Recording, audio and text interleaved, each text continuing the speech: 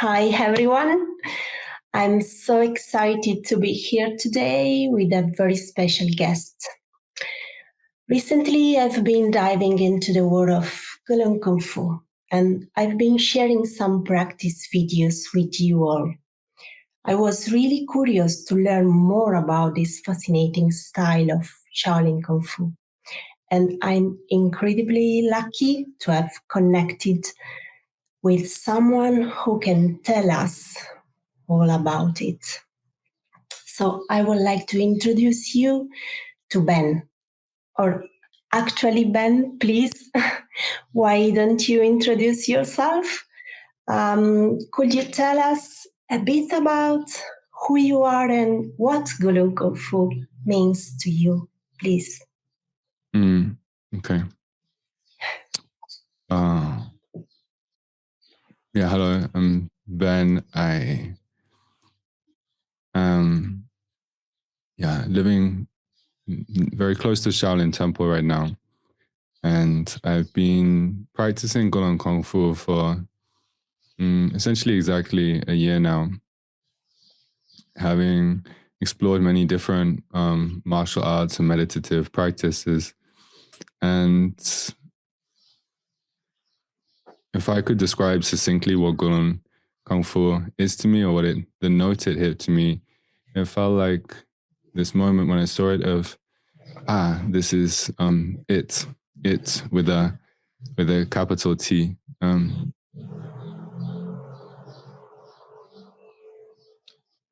There's something, a very deep internal note that this style of movement hit, which to me felt like the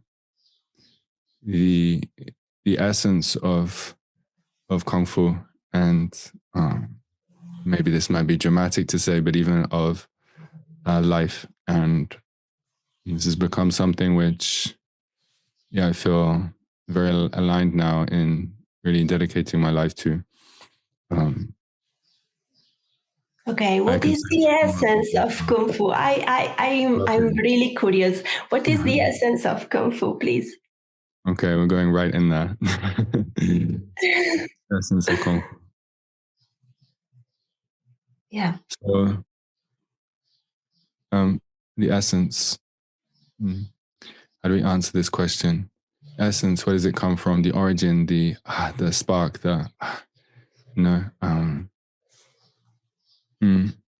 This was actually the word which I visited Shaolin Temple Europe last year to go to their Vesak Fest, and I spoke with Shifu Yi, who also practiced Gulong KungFu before, and that was also his comment about Gulong KungFu. He said, this gets right down to the essence of what Shaolin Kung Fu is about. I could answer this in many ways, but for now, Shaolin Kung Fu is a Kung Fu which originated from Chan, from Zen. So Gulong KungFu takes as its essence the stillness of a Zen mind rather than the intention for performance or fighting. Everything comes from stillness. And the stillness leads to the ability to sink your chi or energy all the way to the ground. And then from there, being totally rooted, your body, your energetic system becomes like a tree. Energy springs forth naturally from the ground, and then the leaves, the branches, the arms, the upper body flower more naturally. And in particular, I would say that this Kung Fu, it feels very essential in the sense that the movements all have, if I demonstrate a little bit, like this sort of complex, like spiraling, evolving, entire body coordinating as one. From inside to outside, no? It's like it gets so deep. And it seems that these spiraling, coiling patterns, it's like it's the same structure that's even taking place in nature, in even when the architecture of our DNA in shells and hurricanes and many things in nature, you know. So it feels to me like a way of aligning oneself with nature. Yeah, it's a way of cultivating oneself. Yes. Cultivating in harmony with nature. It seems a great essence and a great why we have to train this way. Okay, so Ben, if I understand properly, you are now living in China. So please, what's daily life like for you there? If you can share something with us. Yeah. Okay, so I have been living in China for 2 years now. I have been, let's say, living a alternative lifestyle for about 5 years now. So it was 5 years ago that I encountered my first Shaolin master, and then Shifu Zhuan of Shaolin Temple Europe. And in him, I saw somebody who had gone so far beyond anything that I had ever seen in another human being, that just seeing him was the greatest gift that I had ever seen, just seeing that was possible. And so I, from then, wanted to dedicate my life to becoming that gift to others. And then I guess from then, many things changed in my life. You know, I let go of, well, it had been a process that had started before then, but that was more of a catalyst for it to pick up. So, you know, I let go of, stopped partying, stopped eating meat, stopped, you know, social media, reading the news, watching movies, all of this kind of stuff. And so I guess now my lifestyle looks like I wake up at about, well, now I'm waking up at about 3:30 and doing meditation and practice for about Kung Fu practice for about 2.5 hours in the morning. And then I will do my own, like I do some writing and some work for my students. And then that's from like, I don't know, 6:30 to 8:30. And then I'll go and practice with Shifu Wu NanFang from 9 until 11. We have tea and conversation around that. I have lunch. I'll have a nap. I come home. I will, in the early afternoons, usually teach students. Then I do my own practice from like 3 to 5 p.m. I have dinner, then, you know, take care of this and that. And then I wind down and go to bed quite early now. And yeah, there's not so much going on here, you know. Most of my time is just yeah. I don't have too much in the way of, you know, what people call in the West a life. Yes, but we Western, we are not so happy. So I'm sure that we are interested in change some pattern of our life. Yeah. Sure. Yeah. But maybe one thing that might be worth saying is, I think some people, they might hear about such a lifestyle from the outside and they think that such as something must require like constant, like beating myself, discipline, you must, you know, super hardcore, and I must be restricting myself and feeling like I'm just going to burst and need to go out and like, you know, take some crack cocaine or something like this. But it's not like that, you know. I can say, yeah, the more deep you go into this, you trade this external partying for internal partying, and as I say, and then life just can become more, simple. And that I suppose having a baseline, which is just, you just wake up and you spend your days and you feel good, light, this light feeling of possibility, of magic, of stability. And for me, that's not, I was a pretty crazy naughty boy in my previous years, and oh my God, I would not want to go back to that kind of thing. The ups and downs are certainly not worth it for me. Sure. Sure. This is also a great point of why we have to train. Why we have to train this up and down. I started personally also this path because of the up and down, continuously up and down, up and down. It's crazy. It's really an horrible sensation, an horrible feeling of you don't drive your car, no? Yeah. Well, actually, it's funny. I noticed. Yeah, I sense some kind of background of that possibility in you as well. And I've noticed that actually many of the people who have gone very deep into these kind of things are the people, or maybe let's say many of the people who have become the most stable are the people who before were very, maybe more unstable, have the potential to be a bit more crazy. And so that potential is like the fuel, because before, oh my God, I was just... No, not good. Yeah. Great tips. This, yeah, really interesting. Yes, for my side, I've been really interested in finding ways to approach Gulong KungFu properly, and the best I could do was pick up this book. I don't know if they can see it. Okay. Yeah. And when I read about Shifu Wu NanFang, his story, I couldn't help falling in love with the cultural heritage and tradition. In this book, there is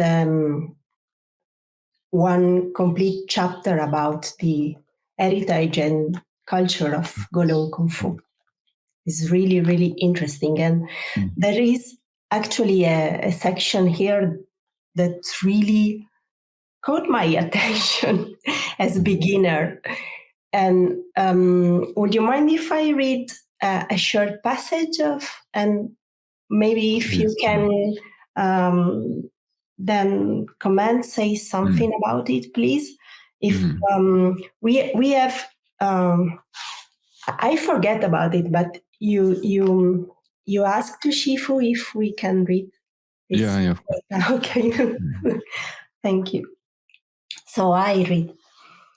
As the most fundamental part of Gulong KungFu, Swangong, I open. How are you to pronounce? Duangong. Twangong. Thanks. Is the starting place for all new students. Tuang means root or stump, and Gong means Kung Fu.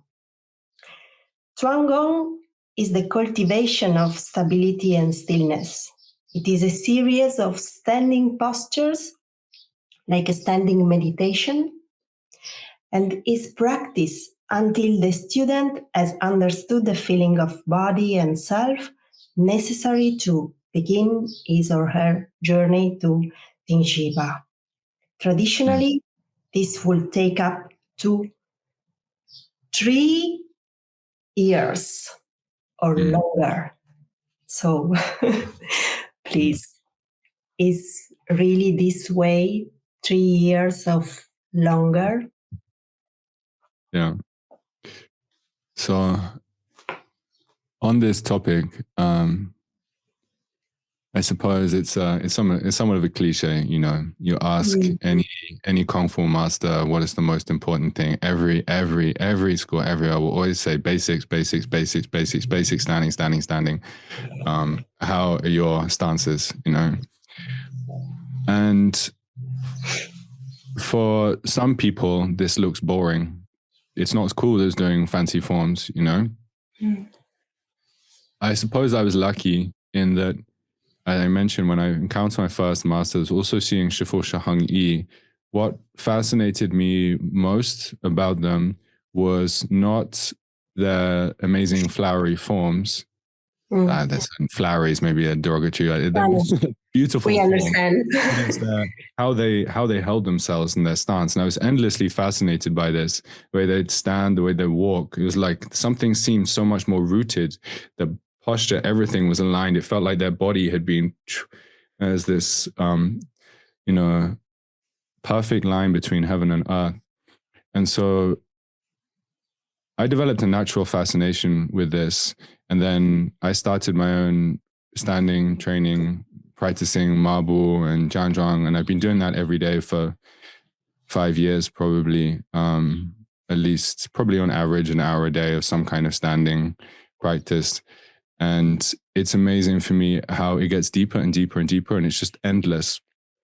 This and the effect on one's energetic system is extremely profound, and the amount of weight that you can feel being put into the ground when you really drop your weight is very interesting. We talk in Shifu Wu NanFang talks about ability to chen. Chen is the ability to sink. Chen wen liu chang is, he calls this is like a chanwu. It's a little phrase. It's like rooted and yet fluid. So he says that for qi to flow well, we first need to be able to drop it, sink it, sink it, sink it.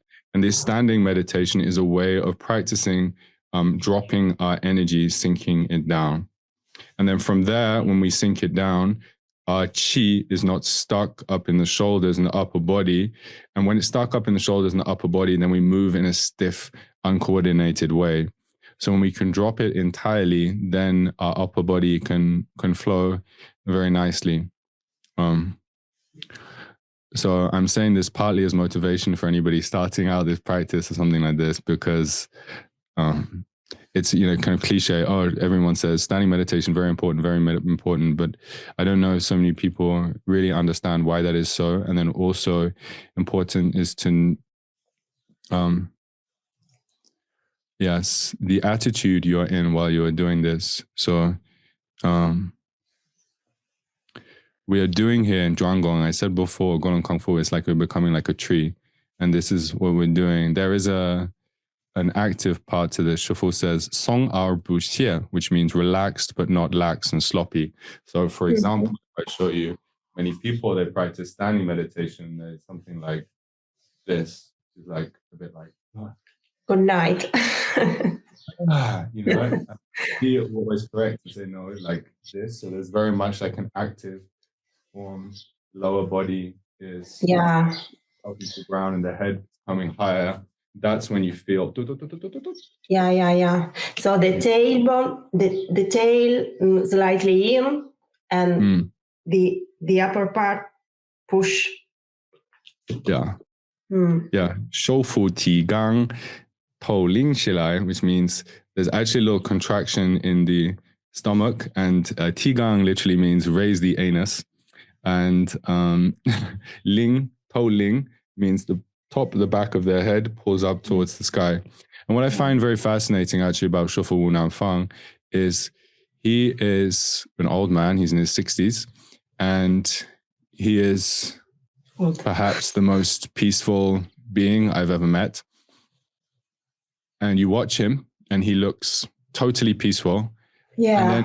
And then he will come and say to me, Ben, come and like just feel what I'm doing. And he's hard. I had the privilege of touching Shifu's butt a few times. He's like, come touch my butt, Ben. And it's like, whoa, this is actually quite hard. Which was interesting for me because in other types of Kung Fu I'd learned before, everything was about relax, relax, relax. But in Gulong KungFu, there is a place for some hardness. It's a Kung Fu where Shifu says we bunang san qi, which is like you don't want to leak qi out. And having this in the butt and the stomach is a way of, this little bit of contraction is a way to keep whole qi in dantian.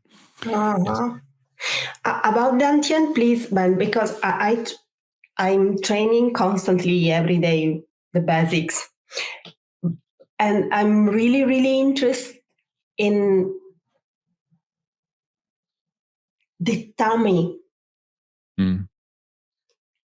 Because I relax, I try to relax down, but the position asked me to stay quite strong, you know, as you said. But I have this feeling that I have to relax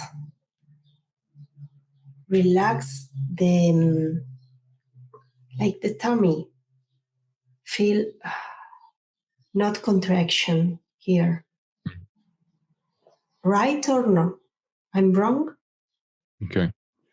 So it To depends give on the more exercise. weight, no? To give like more weight to sink down. Yeah, I suppose it depends on the exercise. Are you talking about, for example, standing meditation? Yeah, the basics.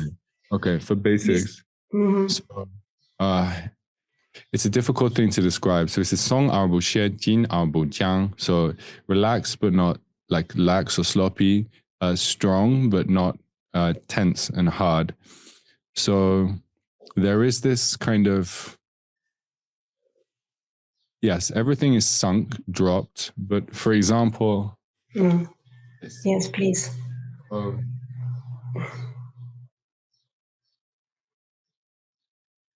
It's more the qua or the hips are being called tunbu, it calls it. So there's a little tightening in the butt. Mm-hmm. Pull, like stretch the lower back to be longer. And there is, I wouldn't say it's hard in the stomach. There is a little bit of contraction more towards the lower parts of the stomach around here. It's, I don't know, it's perhaps something one explores and experiments with over time. Yeah, because I try to apply in a certain sense, same, because I stay pretty much time here, no? And I try to relax the diaphragm and diaphragm definitely relaxed. Yeah. That's the upper part of stomach. Yeah. Okay. So I have to follow 3 years and that's it. Yeah. But it shouldn't, just the attitude shouldn't be like some people are like, oh God, I have to do this for 3 years. It should be like, oh my God, I have to do this for 3 years. Great. I really love this practice. So definitely I stay with it. And yes, it's interesting because every time that you put in the practice, you find something new, you know. So what I have to do with this, what I have to do with that is it's a fine work, you know.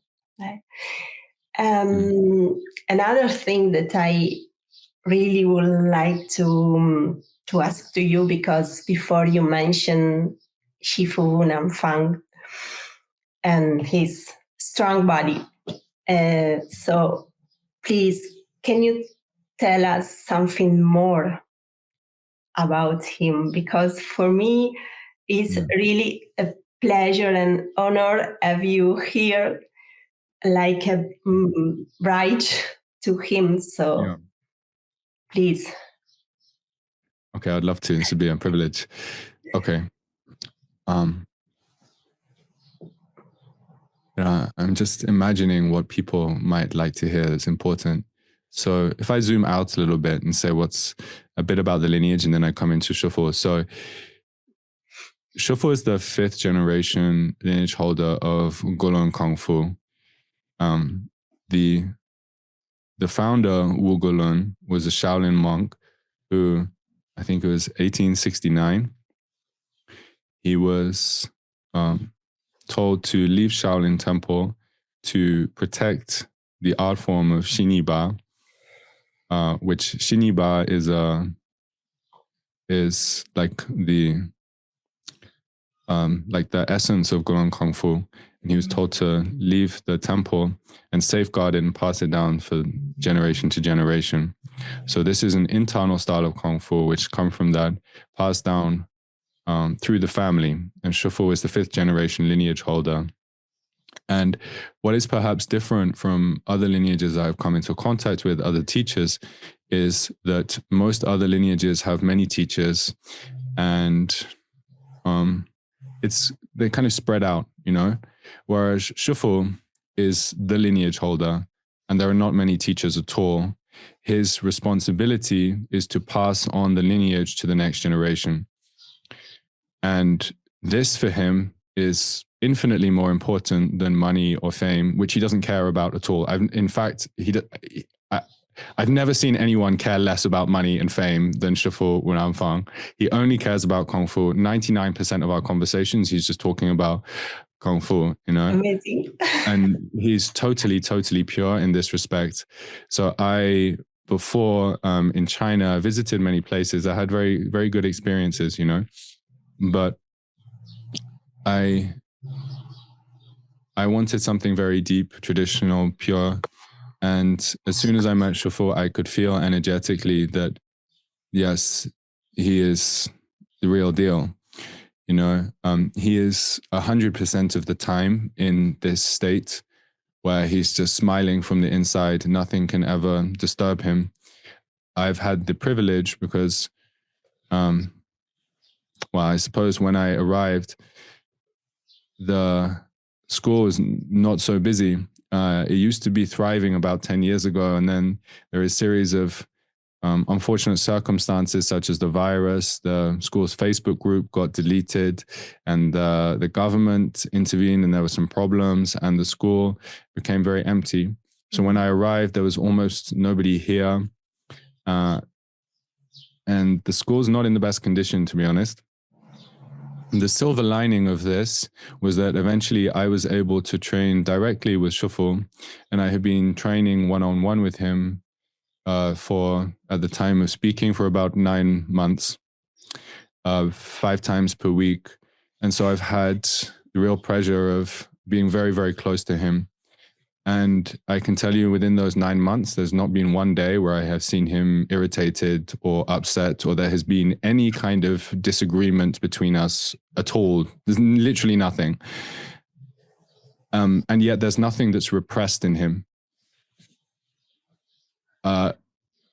It's interesting because he's a very special, unique, magical man in some way, but he's also so humble and does not give off any kind of whoa, magical guru kind of feeling. But those who have sensitivity can sense, there's actually something quite interesting going on in this man.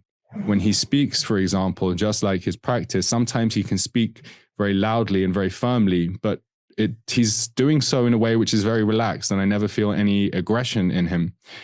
In the same way that when he practices, I feel his superpower is his ability to move with such strength and power, and he's hard, but at the same time, every movement is 100% in alignment with nature and flowing with no excess tension. I'll pause there. He's a master. Yeah. He's a master. Yeah. Wow. Such a great experience you have. Yeah. And thanks for sharing this with me and with all of us. Yes. Thanks. Yeah, it's really it's rare to meet somebody like this who, he grew up on a farm and was raised and was taught this Kung Fu from a very early age. And he loved it from when he was very young. This has been his whole life. And so this is such a pure way of experiencing, like real traditional way of teaching and learning, and he's so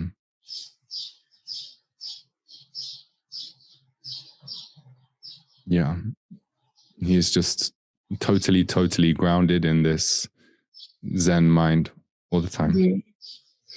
I suppose also you know, Ben, are you start to be totally there with your mind? I know that you have some project, no, about it. Some project? Do you mean I'm starting something? Yeah. Yeah. So, okay.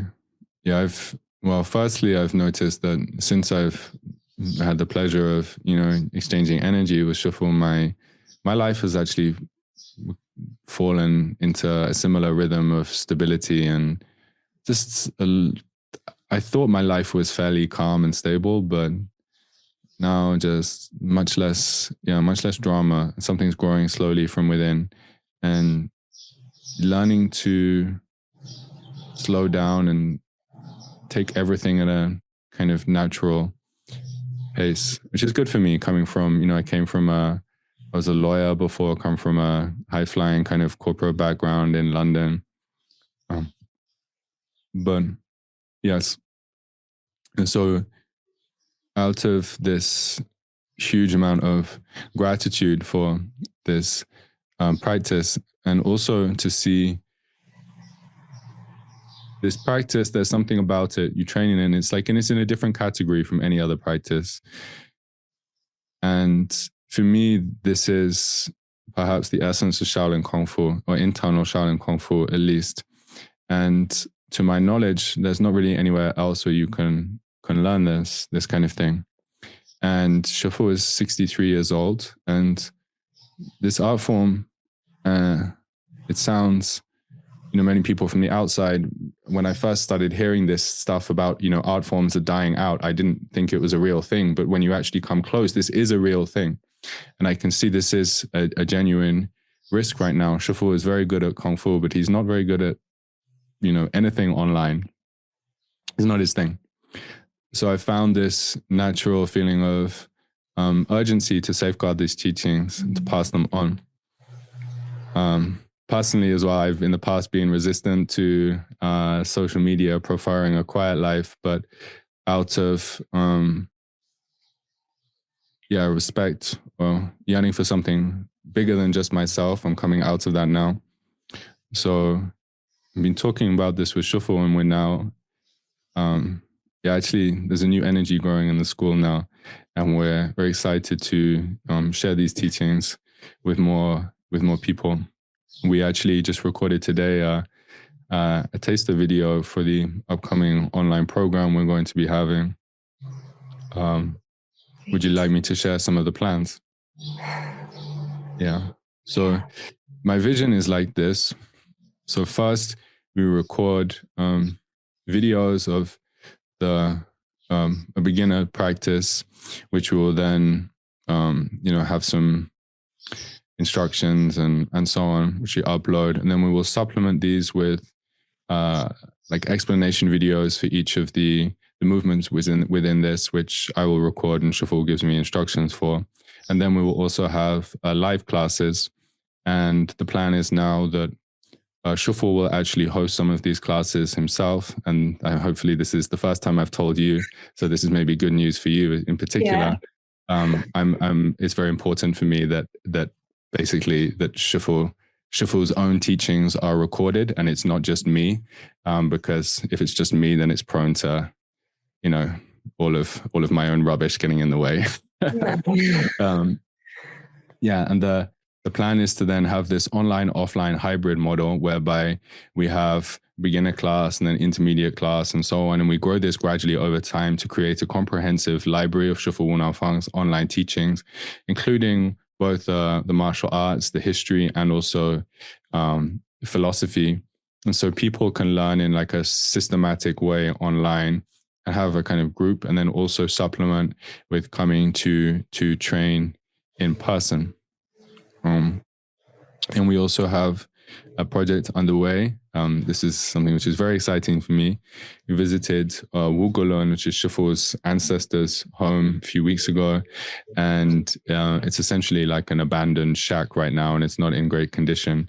But we're having a project to renovate that and clean this up so this can be turned into a place where people can go for more like quiet, private retreat in the future as well. Which in particular for me, I like to, I'm the kind of person who likes to hide away in a cave for a few days or a few weeks at a time. And I'd like to have my own place where I can do that for a while. It's an amazing, to stay in Wu Gulong's house, and there's a little cave at the back where I can sit and meditate. This is, it's happening. How to go out of your comfort zone, sure. Yeah. Yeah. So a lot of great news. Yeah. Yeah. I'm in it. I seen it. Yeah. And so for everyone listening who may be inspired by your story, myself included, if we wanted to visit the academy and experience this training firsthand, how could we make that happen? So I understand online and offline both, right? Yes, both in person and online.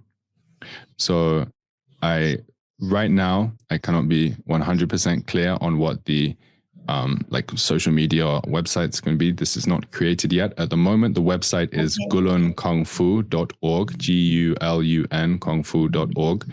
We may have a new website name. I'm not clear. My personal website is benlucas.co. That's BenLucas.co.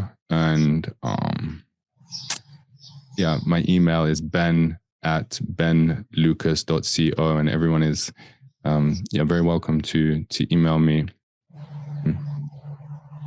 for more information. Okay, so Ben, thank you very much for accepting this meeting and introducing us in such a fascinating way to the world of Gulong and of Master Wu NanFang. So I really appreciate it, and I hope we can see each other soon.